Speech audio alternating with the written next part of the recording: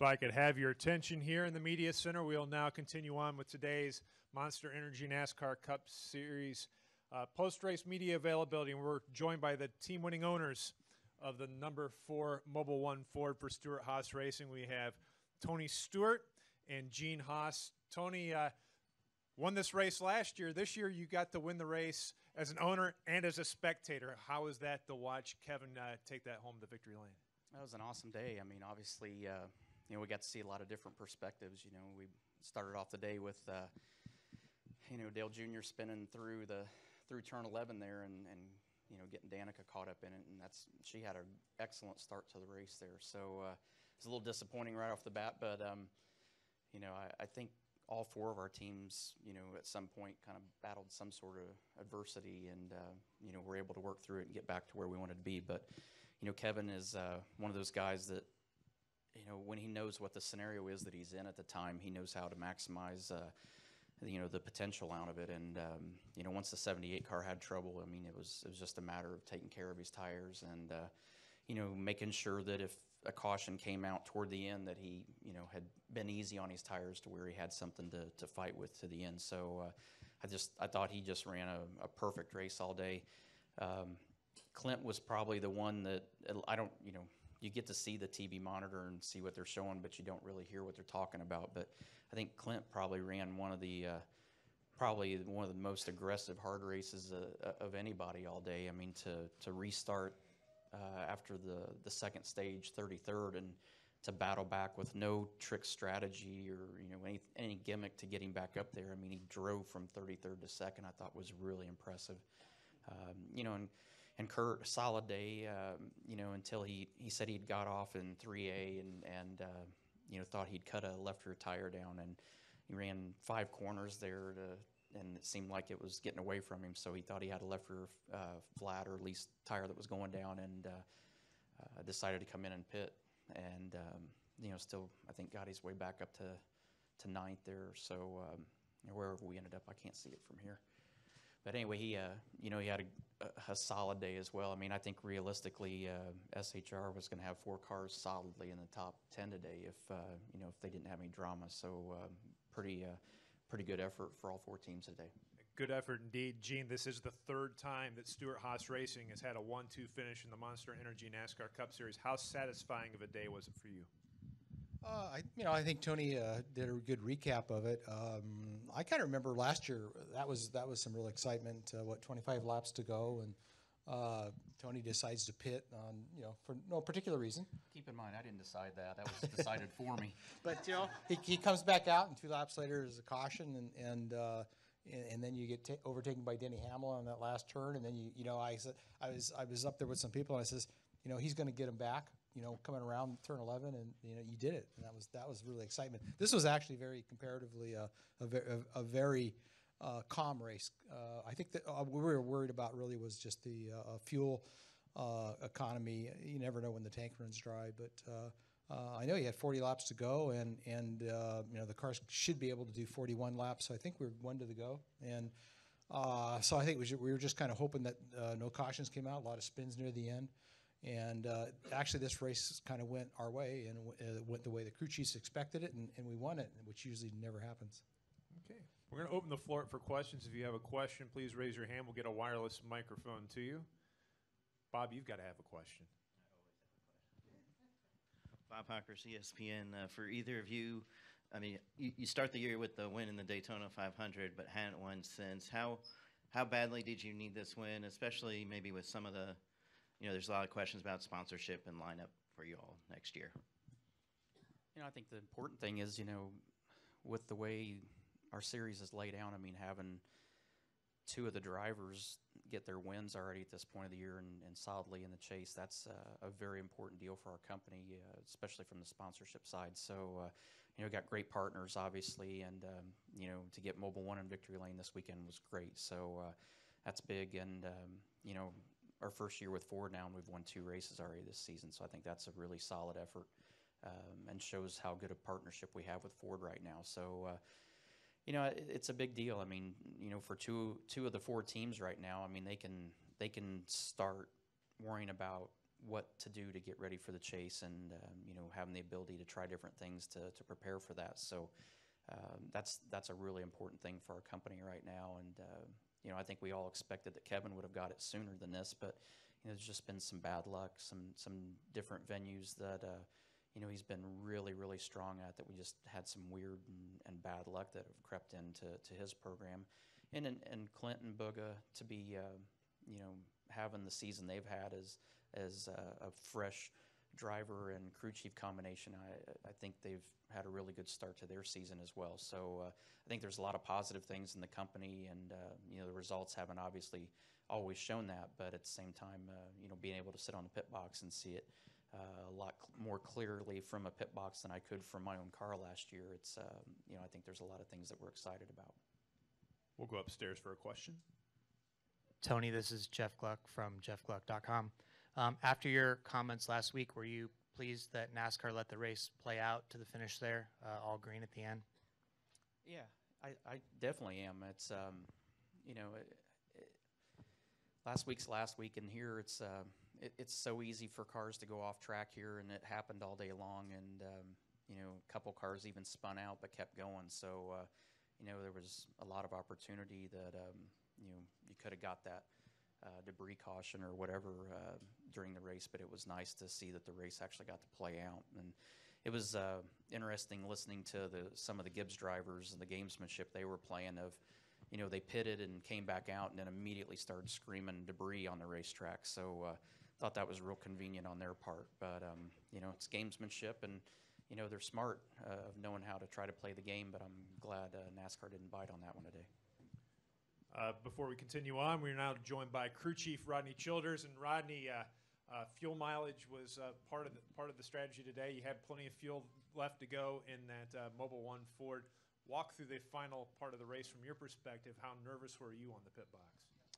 Well, you're always nervous, but the biggest thing is just tires and knowing what we had. We had one set of stickers laying there, and a lot of guys had two laying there. So, if you would have got a couple cautions there in that last stage, we would have been in trouble. So, Kevin did a great job. We got our track position there and did a great job saving fuel, and everything just happened to work out. And these races out here, sometimes it takes a lot of luck to be in the right spot at the right time. But we had a good car all weekend and was fast, and everybody did everything right.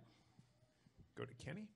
Kenny Bruce with NASCAR.com. Tony, speaking of the 14 team, other than the driver change, is that group a better team this year just because they've had another year together? And I know you've had to change, the manufacturer change and everything, but can you see them, because you were the driver last year, but when you look at them from the outside, does that seem like it's a stronger team this year? I think so, from the crew chief side in particular. I mean, it's, your first year as a crew chief, it's got to be nerve-wracking. You're going and making decisions at these facilities for the first time, and I think to get a year under your belt and to have your own notes and to be able to go the second time around is a big advantage. So part of it is it's a little bit of taking a step backwards when you're switching drivers like that, but at the same time, I think it's got to give the crew chief a lot of confidence in his second year. So I think that outweighs it. We'll go back upstairs, and then we'll come back down to the deadline room. Jerry Jordan, .net and PRN. Mr. Stewart, we're halfway through the season. Do you miss being a lot of other stuff? Have you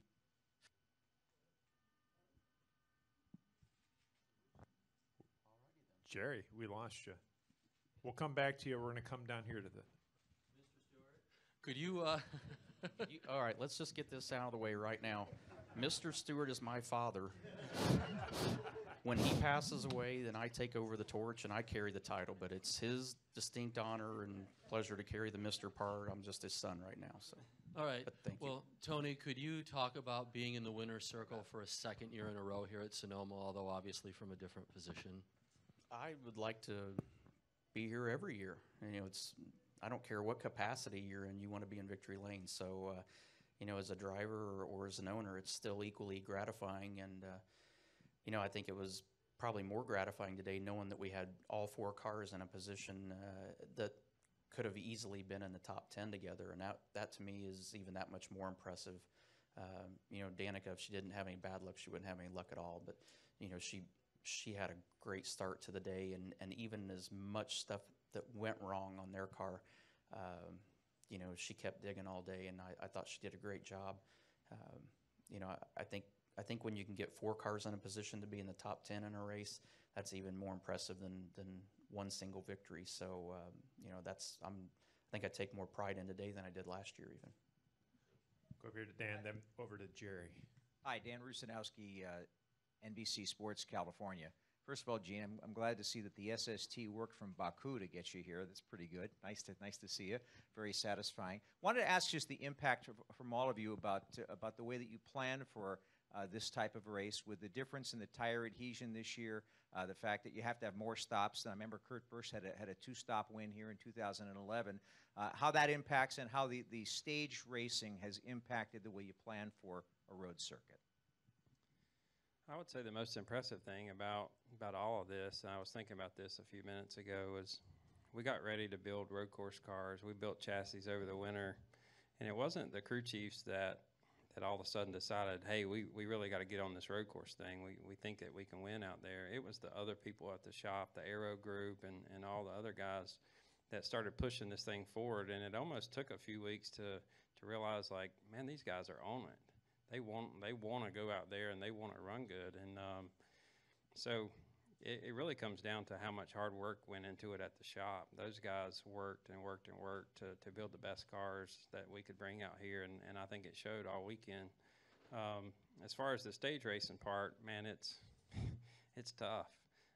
You look at it every which way you can look at it. Every night this week, it's been trying to figure out what's the right thing to do. How many tires do we have laying in the pits? When should we pit? When should we not? Do we go after the playoff points in the first stage, or do we not? Or do we pit early? And it's hard. And like I said, sometimes it's luck too. So, but when you have a fast car, it fixes a lot of problems, and that really comes down to everybody at the shop. Jerry? Jerry Jordan, KickTheTires.net and PRN. Tony. When you see your teams do well, and I know you're busy with Eldora and you're driving all over the place, do you miss over here in the Cup Series with us doing this? Why? I'm still here. What am I missing? So I'm not missing anything. I'm here. I get the best of both worlds now. I mean, I get to go to my track more. I get to race my dirt cars more, and I still get to be a part of this. So I don't know how it could really be any better for me. I think I'm in the perfect scenario for myself right now. CJ? CJ Peterson, SFBay. Tony, you've won here several times, and now you're a winner as an owner. What about this track seems to bring out the best, not only in you, but your team?